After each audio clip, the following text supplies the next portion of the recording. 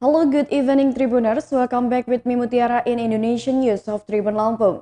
We will present you an updating and interesting information from every place in Indonesia. And here, the complete news. A husband and wife are suspected of hoarding oil in Banten. A husband and wife hoarding oil in Walantaka, Serang City have been named suspects. This was relieved by the head of Serang City Resort Police Grand Commissioner Adjutant Maruli, Ahiles, Hutapea. The husband and wife are suspected of being the criminal of storing and hoarding basic goods exceeding the maximum limit. Apart from her husband and wife, two car drivers who were also the buyers were also arrested. Previously, the police confiscated evidence of 9,600 liters of oil obtained from the house of the suspect couple. Allegedly, the suspect collected oil for more than 2 weeks.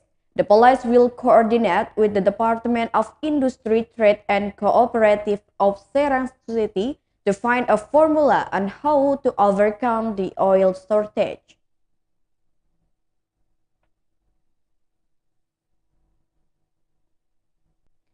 The next news is, buy cooking oil in Solo like general election. The public, especially women, are very enthusiastic about waiting for cheap cooking oil at Luwes Kestalan, Solo City on Wednesday, February 23, 2022. They are willing to wait while the manager prepares the cooking oil to be displayed on the shelves. The packaged cooking oil is sold for 14,000 rupiah for 1 liter. Meanwhile, the 2-liter packaging is sold for 28,000 rupiah for 1 liter. One of the buyers, Eka from Gilingan, admitted that she was willing to stand in line because of the difficulty of getting cheap cooking oil. He admitted that she was lucky because when she came, the manager again issued a second station of cooking oil stock. Meanwhile, the head of the Luwes Kestalan supermarket cluster, Darwanti, said that her party is to stock 3 times a day. In less than 60 minutes, the stock of cooking oil that was released was immediately attacked by buyers. Usually buyers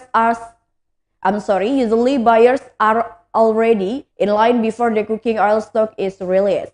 Each person is limited to only being able to buy 2 liters of cooking oil. Anticipating fraud, buyers who buy cooking oil at Luwes Kestalan must be marked with ink after paying in like a general election. At least the ink will stick for 2 days. So if there are buyers who still have ink marks, they are not allowed to buy cooking oil there.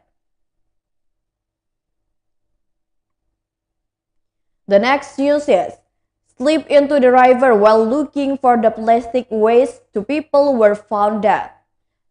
2 drowning victims, Syahrian with the age 43 years old and Bong Sak Jiuw with the age 11 years old. He was found dead because he drowned in the Sungkai River AirMas Hamlet, AirLimau Village, Muntok District, West Bangka Regency. The fateful tragedy occurred on Tuesday, February 22, 2022, around 1 o'clock p.m. when the 2 of them were simultaneously looking for plastic waste on the river bank.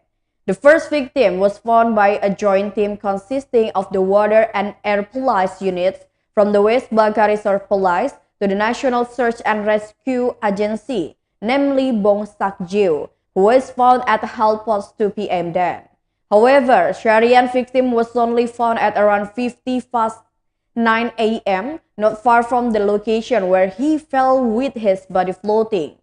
The field team commander for the Muntok Search and Rescue Standby Unit, Yuli, said that her party was assisted by residents managed to find a moment his party was trying to dive to the bottom of the river. As for the condition of the 2 victims when they were found, neither of them had any injuries or bite marks from wild animals. It is known that the 2 victims, who are local residents, often look for plastic waste or used goods on the banks of the Sungkai River. This was also revealed by the victim's sister, Syahrian, with the age 29 years old, related to the Syahrian habit are looking for plastic waste in the Sungkai River. With the departure of his brother, who is the eldest of 6 siblings, Syahrian also expressed his deep sadness. Meanwhile, the police chief of the West Bangka Reserve Police Green Commissioner Adjutant, Agustus Wanto, said the deaths of 2 victims were thought to have been caused by slipping into the Sungkai River.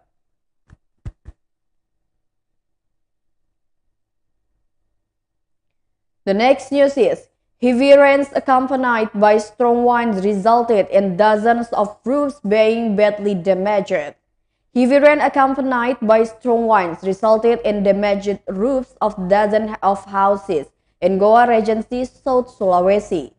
To be precise, at BTN Nusa Indah, AirLimau Village, Luwes District on Monday, the 21st of February 2022. It was observed that one of the houses was even badly damaged. Almost the entire roof of his house was blown away by the tornado. The owner of the house, Kurnia, who is 61 years old, told the chronology of the broken roof of her house. Initially, last Sunday afternoon, she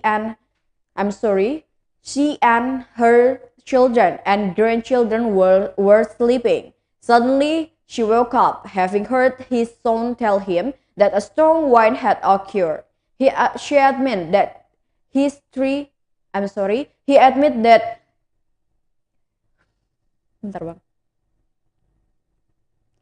admitted that year-old grandson who was being swung as was almost blown away by a tornado. Meanwhile, the head of Muntok Village, Muhammad Yusuf Muin, said that as many as 48 houses were damaged by the tornado. So since last night until noon today, she admitted that together with the Regional Disaster Management Agency, he has visited the affected residents. There, his party has collected on the victims affected by the hurricane. Luckily, there were no casualties or injuries in the incident.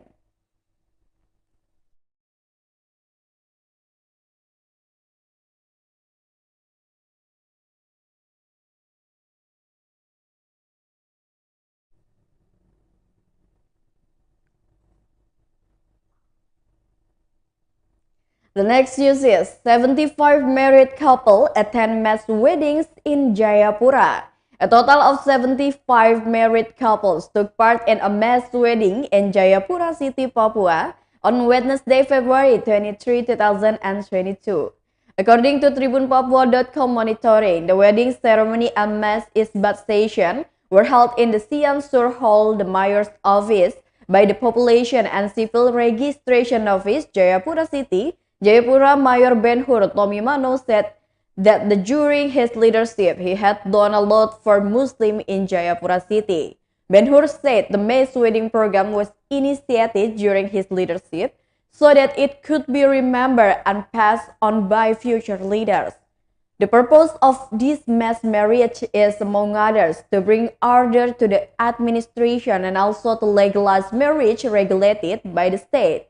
In addition to facilitating mass marriage, BTM, as he is familiarly called, has prepared free Muslim funerals and provided free umroh for Muslim figures in Jayapura City. All of this is done in order to create a happy, safe, and prosperous urban community. The two-term mayor expressed his gratitude to the Department of Population and Civil Registration, Jayapura City, the Office of the Ministry of Religion of Jayapura City, and all parties who have helped make this mass wedding event a success.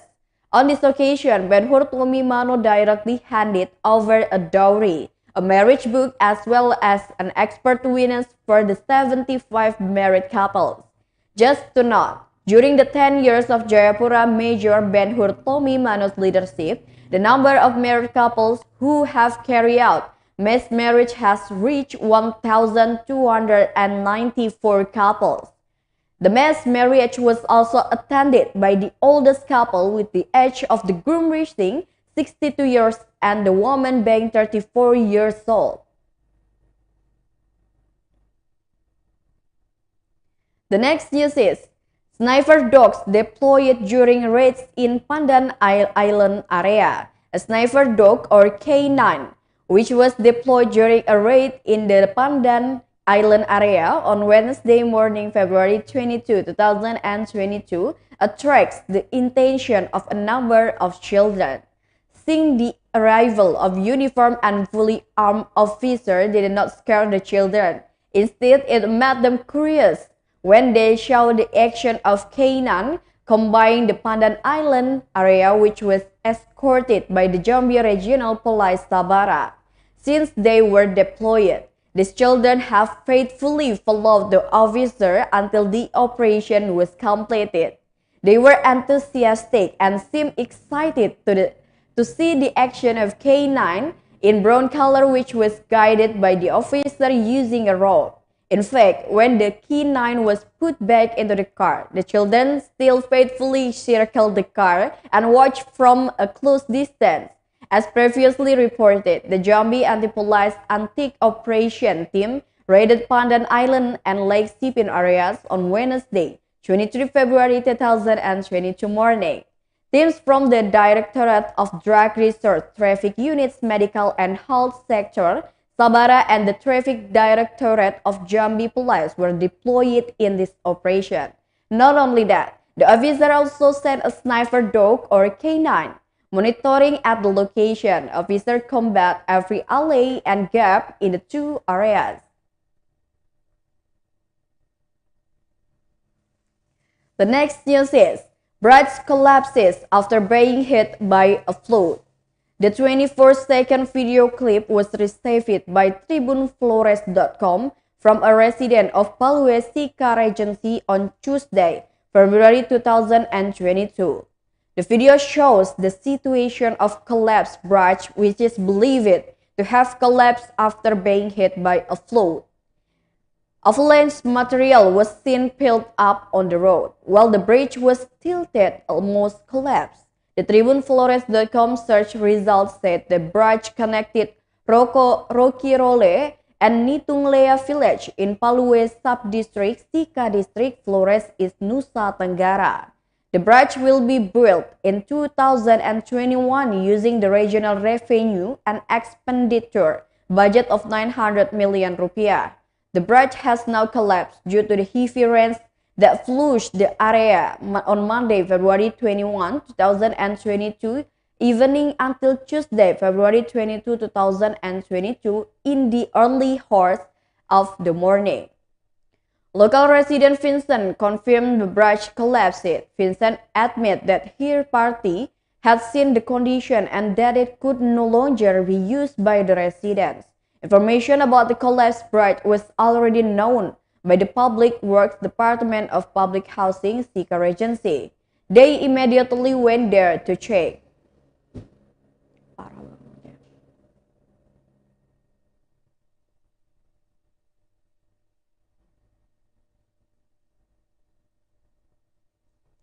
Well, that's all the news for today with me, Bu Tiara. Thank you for watching and have a nice day.